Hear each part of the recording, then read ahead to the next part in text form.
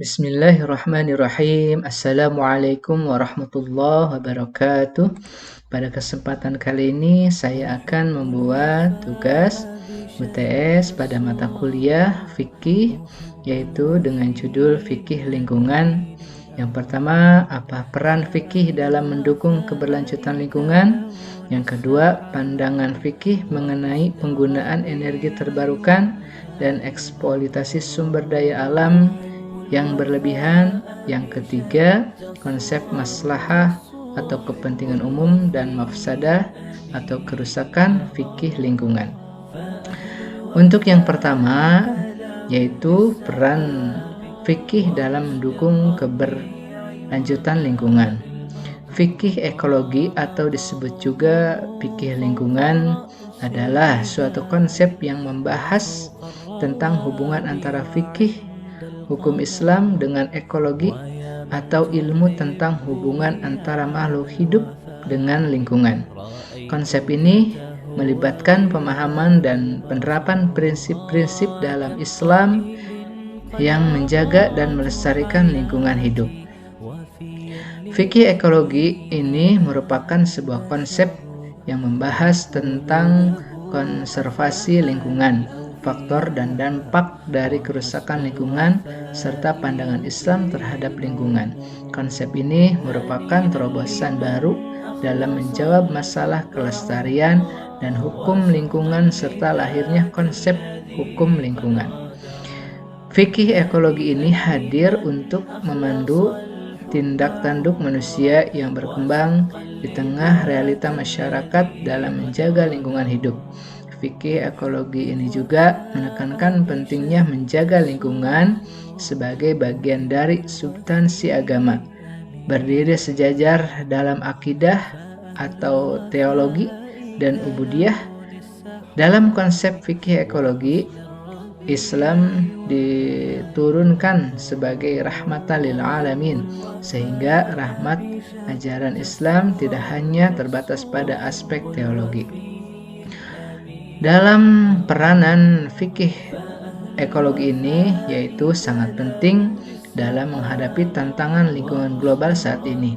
Fikih ekologi menghubungkan ajaran agama dengan pemahaman tentang ekologi dan keberlanjutan. Peranan prinsip-prinsip fikih ekologi sangat signifikan dalam membimbing manusia dalam menjalankan kehidupan yang seimbang dengan alam. Prinsip-prinsip ini memberikan landasan moral dan etika dalam memandang dan memperlakukan lingkungan serta makhluk-makhluk hidup di dalamnya. Yang pertama yaitu prinsip amanah, mengingatkan kita akan tanggung jawab sebagai khalifah di bumi ini untuk menjaga dan melestarikan ciptaan Allah yang ada di bumi ini. Yang kedua yaitu prinsip taklid al-ghaib, mengajarkan rasa hormat terhadap semua makhluk, baik yang terlihat maupun yang tidak terlihat, seperti udara dan air. Prinsip mudarat menuntut kita untuk memanfaatkan sumber daya alam dengan baik, menghindari pemborosan, dan berusaha mencegah kerusakan yang dapat merugikan umat manusia. Prinsip hifz al-mal mengarahkan kita untuk melindungi harta dan sumber daya alam dengan cara yang adil dan berkelanjutan. Prinsip-prinsip fikih ekologi tersebut berperan sebagai panduan etis yang mendukung perubahan perilaku positif serta mendorong kesadaran global akan perlunya menjaga alam demi kesejahteraan umat manusia dan kesinambungan ekosistem. Yang kedua yaitu pandangan fikih mengenai penggunaan energi terbarukan dan eksploitasi sumber daya alam yang berlebihan. Energi terbarukan ini mewakili berbagai sumber energi terbarukan yang secara alami tersedia secara berkelanjutan, seperti adanya sinar matahari, angin, panas bumi, dan air, atau tersedia secara berkelanjutan melalui suatu usaha tertentu, seperti berbagai sumber biomasa. Siklus alam membuat sumber energi ini terbarukan dalam rentang periode yang pendek. atau dalam hitungan bulan atau tahun, bukan dalam hitungan abad. Pemanfaatannya dapat secara langsung, misalnya kompor surya, listrik secara langsung melalui sel surya, atau listrik melalui mekanisme pembangkitan terlebih dahulu, misalnya dengan pemanfaatan panas bumi, air, atau angin. Terdapat perbedaan sifat khas antara sumber energi terbarukan dengan yang tak terbarukan.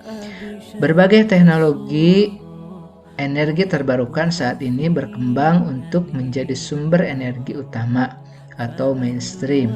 Pertumbuhan pesatnya utama dalam pembangkitan listrik didorong oleh berbagai faktor, antara lain harga berbagai teknologi energi terbarukan yang terus membaik dari sisi kemampuan bersaingnya, berbagai inisiatif kebijakan yang memihak, membaiknya akses ke dukungan finansial, isu ketahanan energi dan lingkungan, tumbuhnya kebutuhan energi di berbagai negara berkembang, dan kekuatan baru ekonomi dunia, kebutuhan akses terhadap energi modern. Salah satu sifat mendasar teknologi energi terbarukan adalah kemampuannya memanfaatkan berbagai ragam sumber daya lokal. Ini membuka peluang bagi Indonesia untuk secara signifikan menurunkan impor energi. Patut terus dicermati antara lain bahwa impor LPG Indonesia terus meningkat dan impor minyak juga terus tinggi serta terus meningkat. Peningkatan energi terbarukan dapat mendorong makin berkembang sistem energi terdesentralisasi yang lebih membuka peluang kepada banyak pihak untuk menumbuhi kebutuhan energinya sendiri dan juga memasok kebutuhan energi sebagai prosedur energi. Hal tersebut dapat dikembangkan baik di wilayah pedesaan maupun perkotaan. Ini merupakan peluang bagi banyak pihak untuk bisa lebih mandiri energi dan sekaligus bahkan menjadi pengusaha di bidang energi baik skala besar maupun kecil. Yang ketiga yaitu konsep maslahah atau kepentingan umum dan mafsadah fikih lingkungan. Konsep maslahah dan mafsadah menurut Imam Ghazali dalam kitab Al-Mustas fa min ilma al-usul, Imam Ghazali berpendapat bahwa maslahah ialah suatu pernyataan terhadap pencapaian manfaat dan menolak mudarat. Artinya, munasabat dan maslahah terkait erat, yaitu sama-sama untuk mencapai manfaat dan menolak mudarat. Untuk mengetahui masalah dari sesuatu tidak dapat diketahui hanya oleh akal manusia, melainkan juga harus dengan bantuan dalil syara'. Maslahah sendiri hakikatnya ialah memelihara tujuan syariat yang terbagi menjadi 5 hal, yaitu memelihara agama, jiwa, akal, keturunan, serta harta. Adapun mafsadah yaitu berarti sesuatu yang rusak atau suatu kemudaratan. Artinya mafsadah adalah kemudaratan yang membawa kepada kerusakan. Mafsadah dan maslahah memiliki kaitan yang erat. Beberapa aspek penting dari konsep maslahah dalam fikih lingkungan yaitu meliputi pelestarian sumber daya alam, yaitu mengelola sumber daya alam secara bijaksana agar tetap tersedia untuk generasi mendatang. Yang kedua, kesehatan masyarakat, yaitu menciptakan lingkungan yang sehat untuk mencegah penyakit dan memastikan kesejahteraan masyarakat.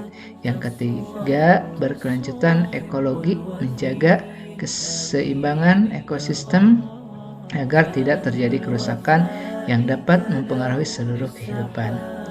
Beberapa contoh mafsadah dalam fikih lingkungan hidup atau dalam fikih lingkungan meliputi polusi atau pencemaran udara seperti air, tanah yang mengancam kesehatan dan ekosistem. Yang kedua, eksploitasi berlebihan, yaitu penggunaan sumber daya alam secara berlebihan yang mengakibatkan kerusakan lingkungan. Yang ketiga, penggundulan hutan, yaitu penebangan hutan secara liar yang menyebabkan kehilangan habitat, tanah longsor, dan perubahan iklim. Demikian tugas yang saya buat. Semoga ada manfaatnya, khususnya untuk diri sendiri dan umumnya untuk semua. Wabillahi taufiq wal hidayah. Wassalamualaikum warahmatullahi wabarakatuh.